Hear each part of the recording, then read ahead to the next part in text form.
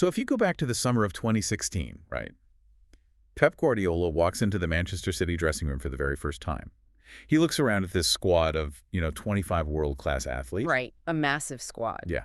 And fast forward to today, as this absolute bombshell news of his departure is echoing across the globe, exactly 0 of those human beings are still at the club. Wow, literally 0. Not a single one. I mean, he didn't just build a football dynasty.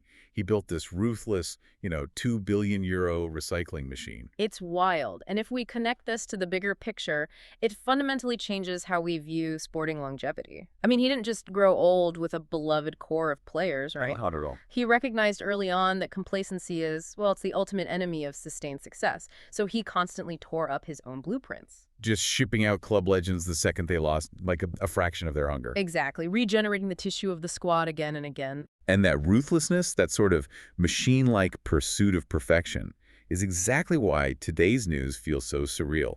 So, welcome to the Deep Dive. Glad to be here. It is Monday, May 18, 2026.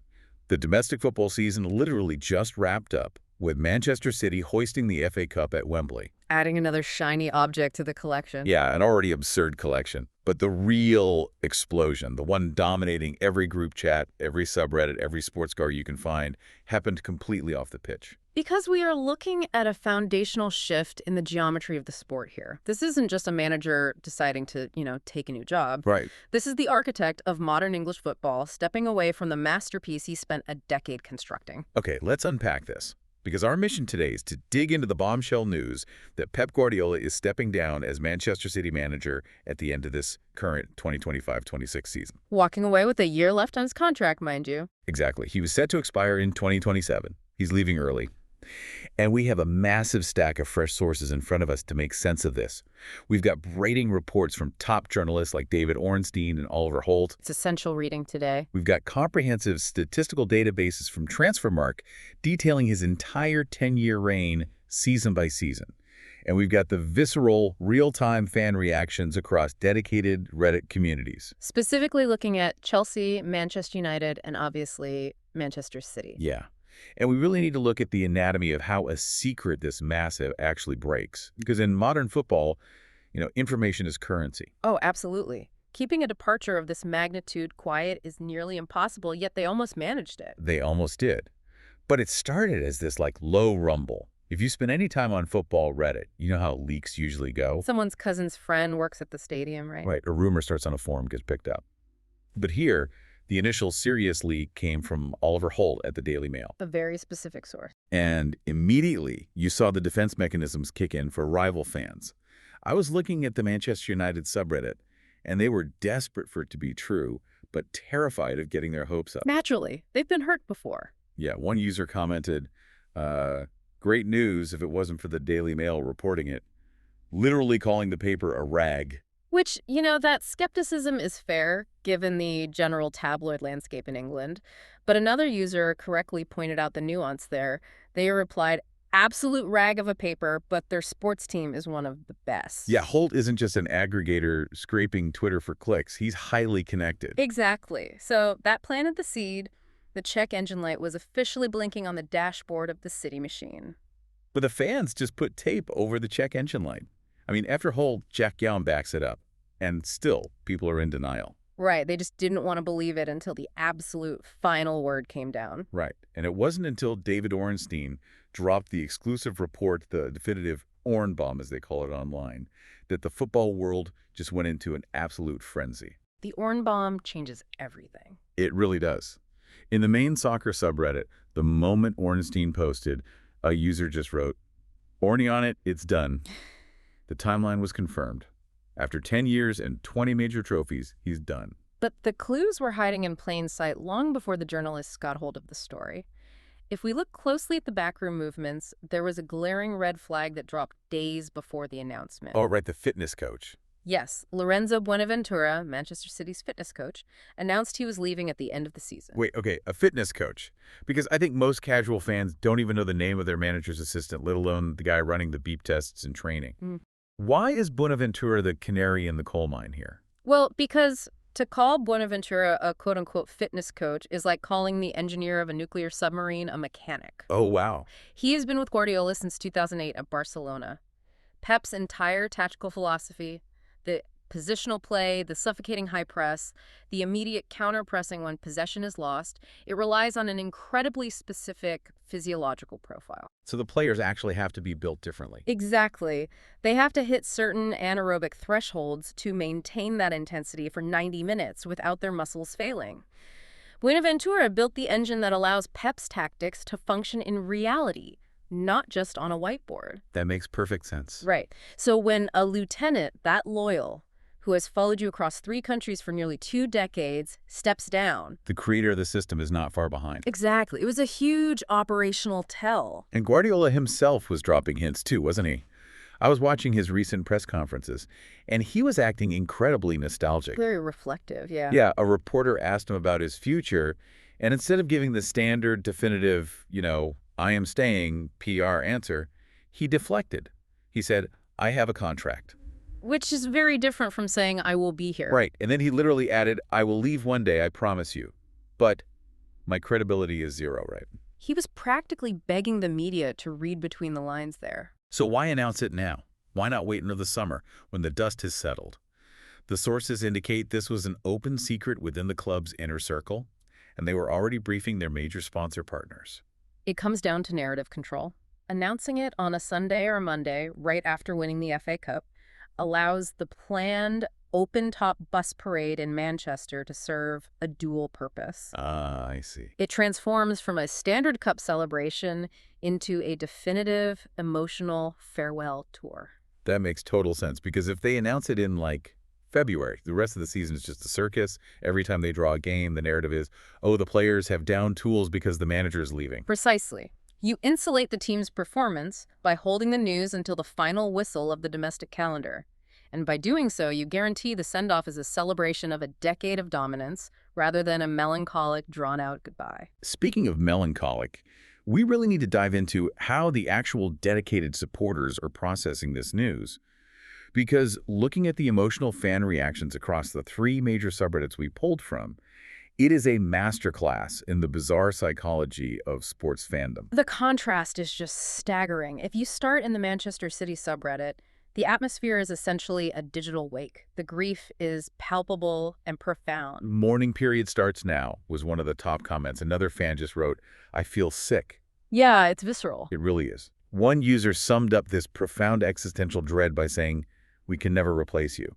What really struck me, though, was the sheer level of denial. Right, even after the Ornstein confirmation. Exactly. You had highly upvoted comments insisting not believing it until the club announced it. That denial is a deeply human psychological defense mechanism. When a fan base experiences unprecedented security and dominance for an entire decade, the brain struggles to compute the removal of that security. They just can't process it. No, because under Guardiola, City fans lived in a reality where they felt invincible. The baseline expectation was perfection. Removing him feels like stepping out onto a tightrope and suddenly realizing the safety net has been removed. But then you travel just a few digital miles over to the Manchester United subreddit, and the contrast gives you absolute whiplash. Oh, it's night and day. The sheer, unadulterated jubilation. They are throwing a massive street party in the comments.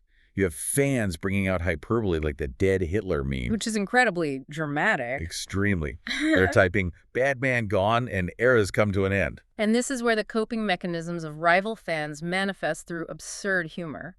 There's a fantastic, hyper-specific narrative gaining traction on their board that Guardiola is leaving because he is, quote, scared of Michael Carrick. I saw that. I mean, for context for you listening, our sources note that Michael Carrick took over as the United boss recently and apparently managed to beat Unai Emery, Mikel Arteta, and Guardiola in succession. A great run of form. So the United fans are jokingly pushing this agenda, that Carrick, of all people, is the one who finally broke Pep. One user wrote, bro's scared of Carrick, I get it. Another was calling for a Vincent comeback, which is a terrible pun on Vincent Kompany returning to manage City and ruining them. It's hilarious, but that humor masks a deep sporting trauma. The joy from rival fans isn't merely spite, you know? Right. It is a testament to the suffocating clinical dominance Guardiola exerted over the Premier League. When a single manager essentially removes the concept of hope from an entire league for 10 years, his departure feels less like a sporting event and more like liberation. Wow, liberation. Yeah, you're witnessing the pressure valve releasing 10 years of pent-up frustration. But there is this looming shadow over all of this. The rivals are absolutely refusing to let go of the 115 pending Premier League charges against Manchester City for alleged financial irregularities. Yes, that always comes up. In the United subreddit and across the general soccer boards, it is the immediate go-to response, leaving before the charges with a little smiley face. Another user wrote, "This speaks volumes of the impending charges. Whether he leaves or not, if Man City is found guilty, it will taint his legacy there." We must be clear here that we are impartially reporting the fans' sentiment from the sources. We are not litigating those complex charges today. Exactly, we're just looking at how the fans are reacting to the news. But from a purely psychological standpoint, the rivals are clinging to the existence of those charges to asterisk the trauma they've suffered. If they can convince themselves that the machine that beat them was built on illicit foundations, it softens the blow of having been dominated so consistently. Yeah, the lengths fans go to cope with this dominance is incredible. Did you see the satirical post on the main soccer subreddit? The Ipswich Town one. Yes. A user wrote this elaborate fan fiction claiming Pep was actually trying to join Ipswich Town. The post claimed Pep wasn't deemed good enough to manage the Suffolk Giants, but that he was desperately studying videos of Bobby Robson's 1981 UEFA Cup tactics. Just brilliant. It said he was putting blue food coloring in all his meals to prove his loyalty and offering to sacrifice his children to the tractor gods just for an interview. It perfectly highlights the absurdity of the situation. The idea of Guardiola, the ultimate footballing aristocrat who has only managed Barcelona, Bayern Munich, and Manchester City, begging to manage a newly promoted side, is the ultimate subversion of reality. It's how fans process the incomprehensible. I have to ask you, though, regarding these celebrating rival fans, are they popping the champagne too early? I mean, just because the architect is packing his bags, does the €2 billion machine suddenly power down? It's a great question. The infrastructure, the state-of-the-art academy, the global scouting network, none of that is leaving with Pep. And that is the multi-billion-dollar question that will define the next decade of English football. History strongly suggests that a massive drop-off is inevitable when a systemic, generational leader departs. Like who? Look at Manchester United post-Sir Alex Ferguson, or Arsenal post-Arsene Wenger. The sheer force of personality required to maintain impossible standards across a massive institution is incredibly rare. When you pull the keystone out, the arch inherently sags. To truly understand why those rivals are so relieved and why the potential sag of that arch is so terrifying for the blue side of Manchester, we have to meticulously break down exactly what this machine accomplished. We really do. We need to summarize his achievements during his tenure in detail, season by season since he joined Manchester City, because it defies belief. We have the raw data straight from Transfermarkt. Let's lay out the baseline first. Yeah. Pep Guardiola steps down at age 55. His preferred formation is officially logged as a 4-1-4-1, though anyone who watches his teams knows that formation is essentially a myth once the whistle blows. Total myth, yeah. And his trophy haul is staggering. 20 major trophies at Manchester City alone. 20. It's ridiculous.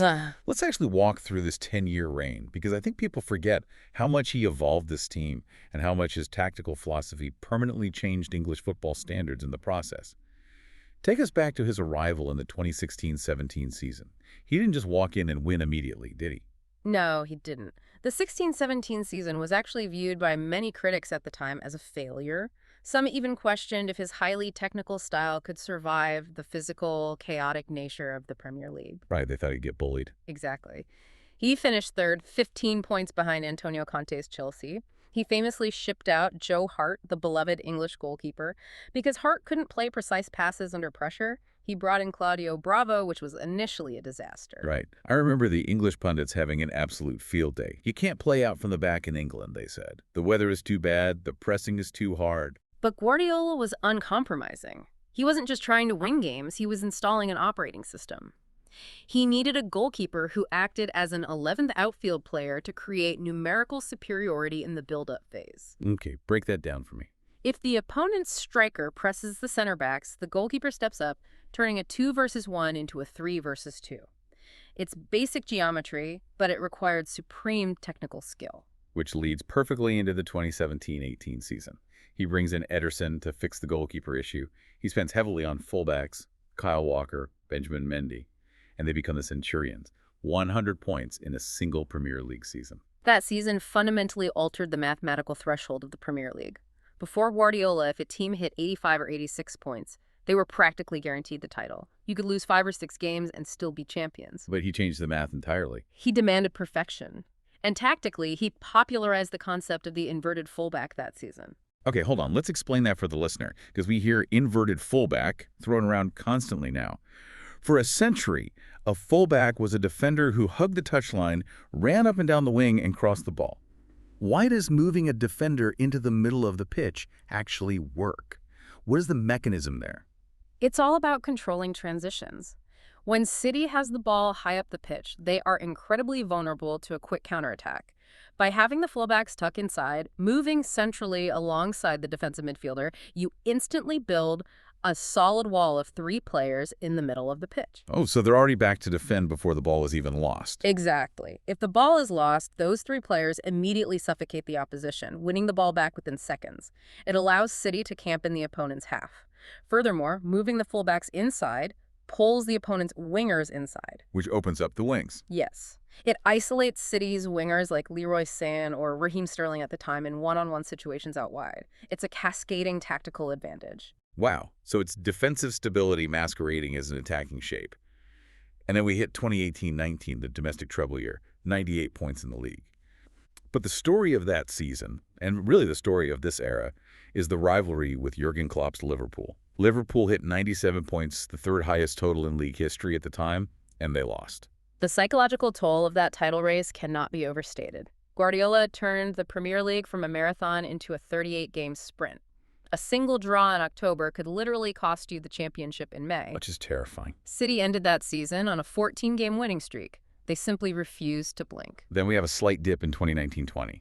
Liverpool wins the league comfortably, the pandemic hits, and people start wondering if Pep's cycle is over. He usually only stays at clubs for 3 or 4 years, but instead of leaving, he reinvents the team for the 2020-21 season.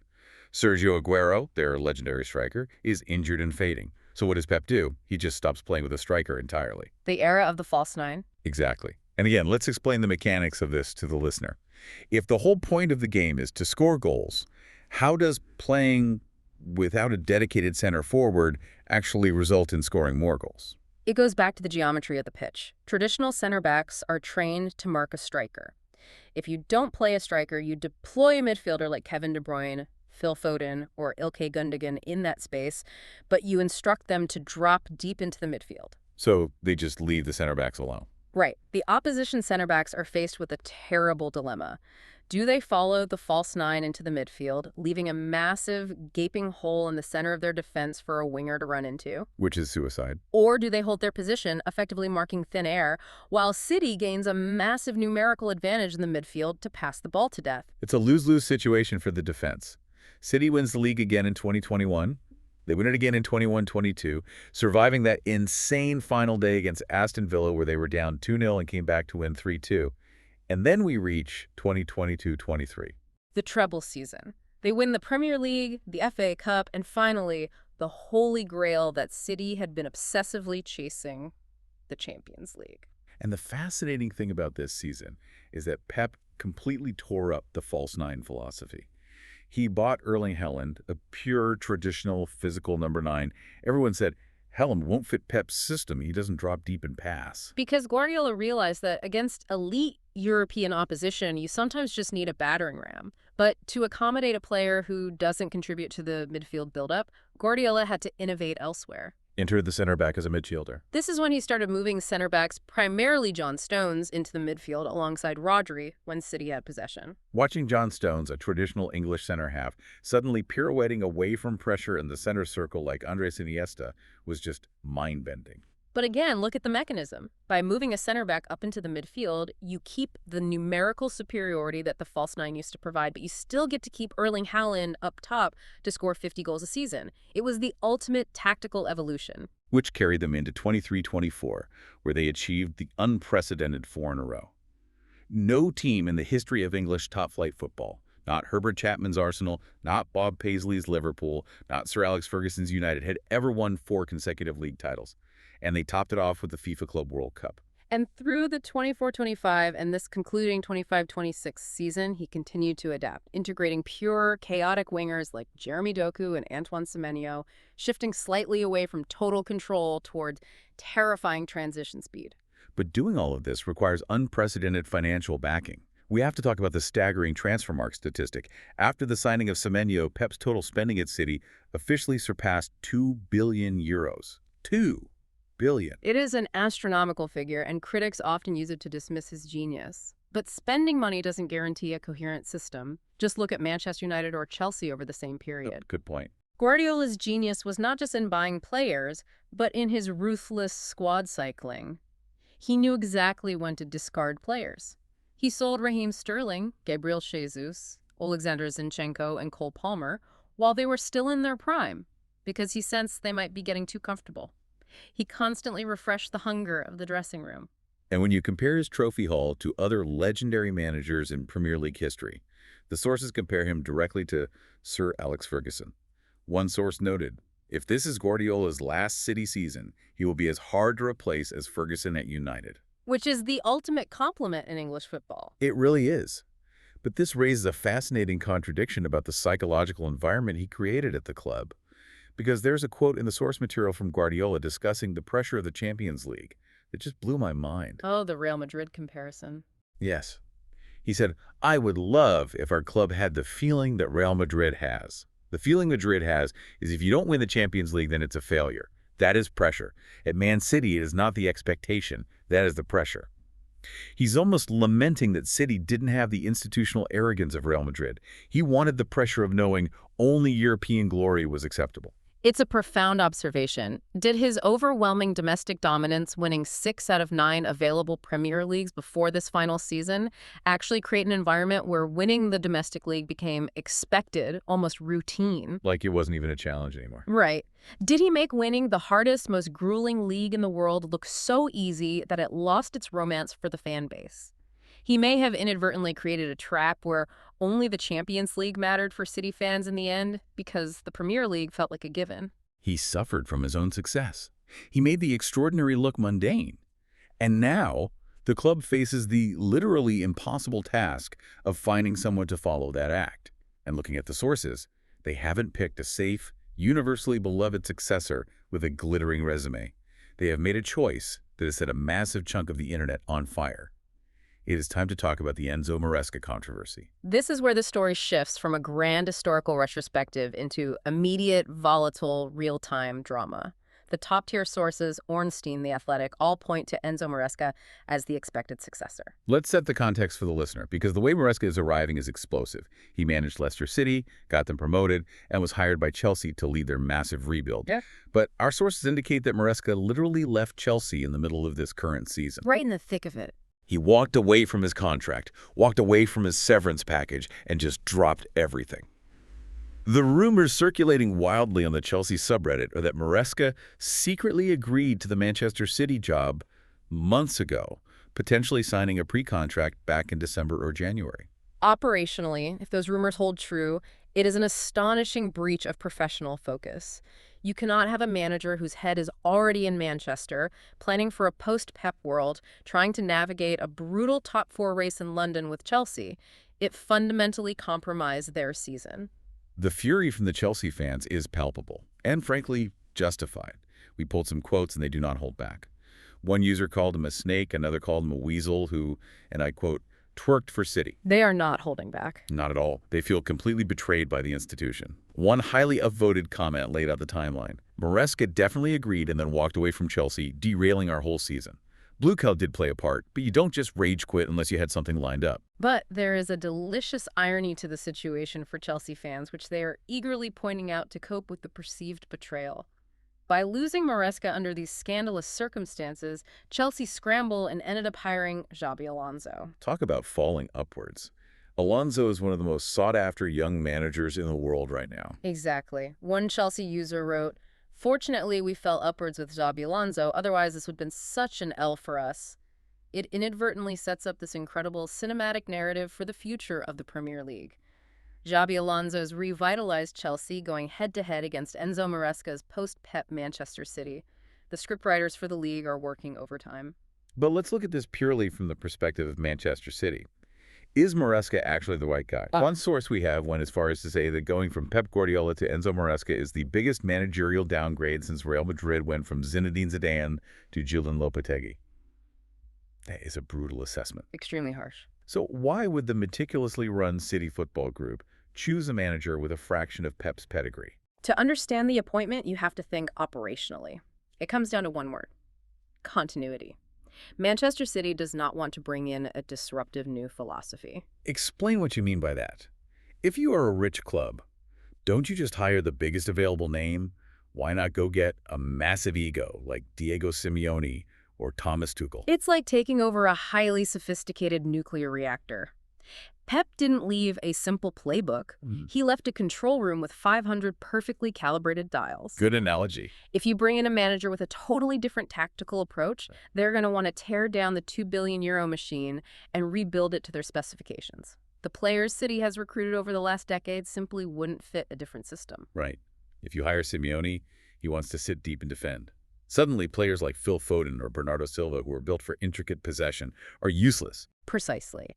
The sources explicitly state that City was advancing contingency work with candidates who deeply understand the existing system.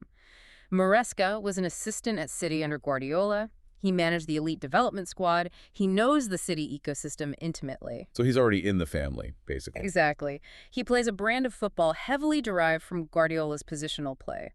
The club is betting that the systemic infrastructure is strong enough to survive the departure of its creator, provided the new manager knows how to pull the existing levers. And it makes sense when you consider how the club transitions into a post-Guardiola era regarding player recruitment. We have sources noting that players like Jeremy Doku and Antoine Semenyo are perfectly suited for Maresca's specific variation of positional play, which relies heavily on isolating wingers. He loves those wide one-on-ones.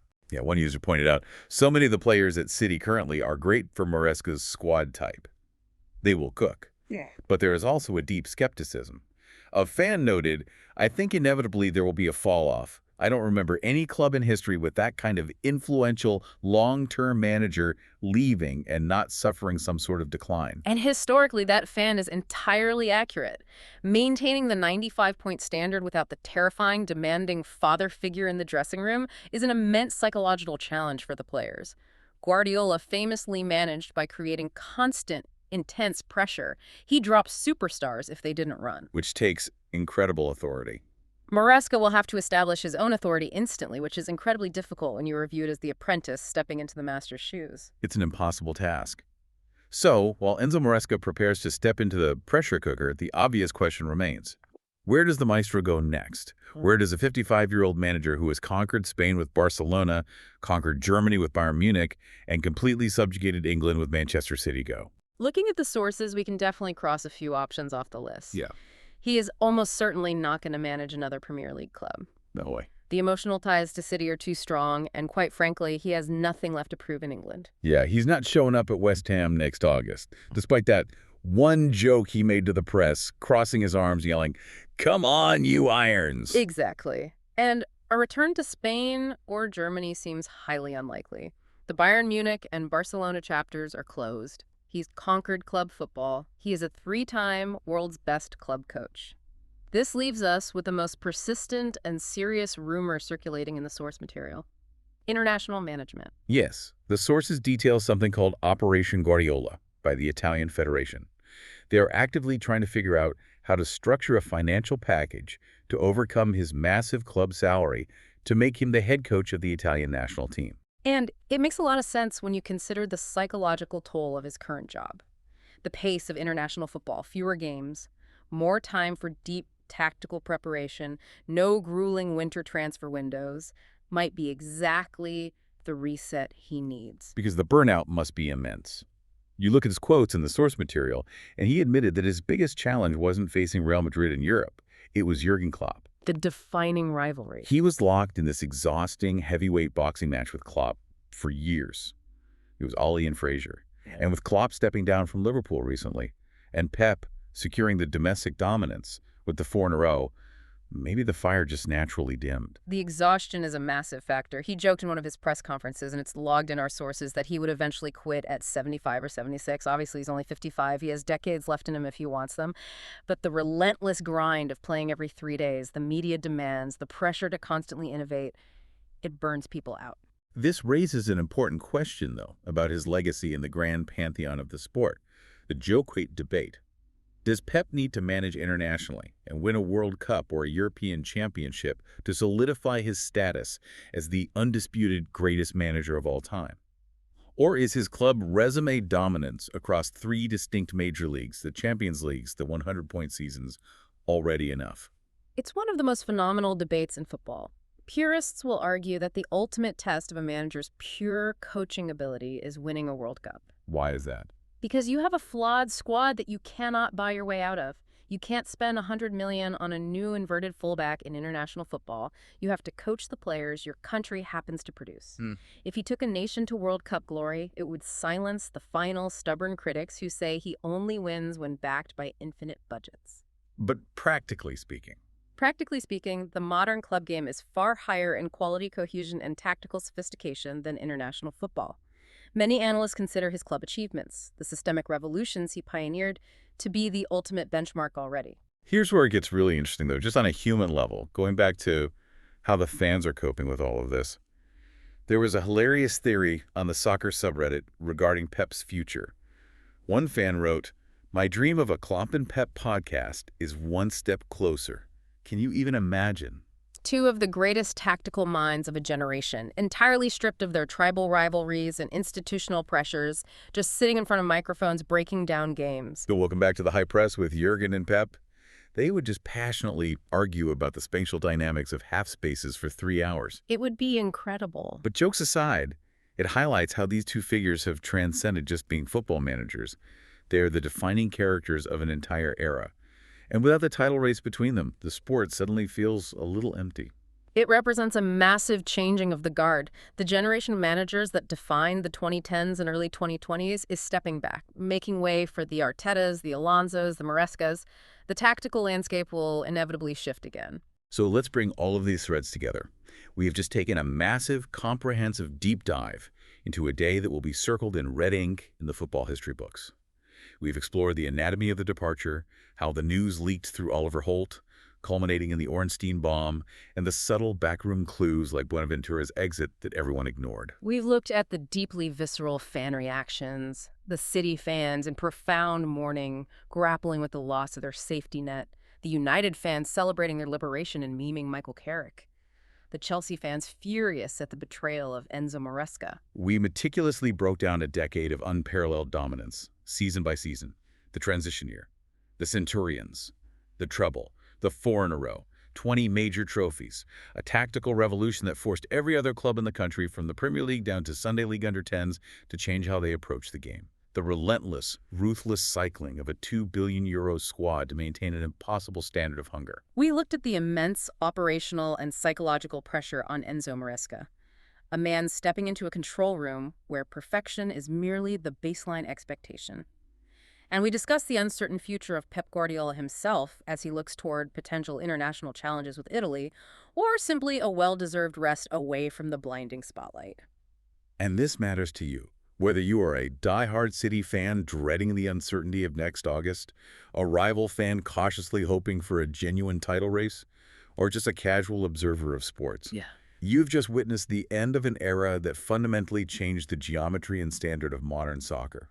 You are living in the post-Pep reality now. The rules of engagement have changed. But as we look at this pristine, seemingly untouchable castle he is leaving behind, we have to address the elephant in the room that we touched on earlier. The institutional shadow. Exactly. We spent this time talking about his incredible trophies. We talked about his revolutionary tactics, the false nine, the inverted fullbacks, the 100-point seasons. But what about the 115 pending Premier League charges against Manchester City? It is the unresolved tension at the heart of this entire narrative. And I want to leave you, the listener, with a lingering, provocative question to mull over as you watch the inevitable farewell tributes pour in over the coming weeks. If those pending charges eventually result in massive, historic sanctions against the club, how will history remember this decade?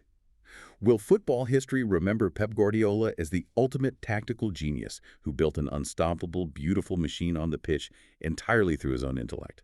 Or will the narrative shift, painting him as a brilliant pilot flying a plane fueled by illicit advantages? How much of the stunning legacy we just unpacked is permanent, carved in stone, and how much of it is actually fragile, waiting for a legal ruling in a boardroom? When you look at that empty throne, is it a monument to absolute sporting greatness or a crime scene? Thank you for taking this deep dive into the sources with us today. We'll see you next time.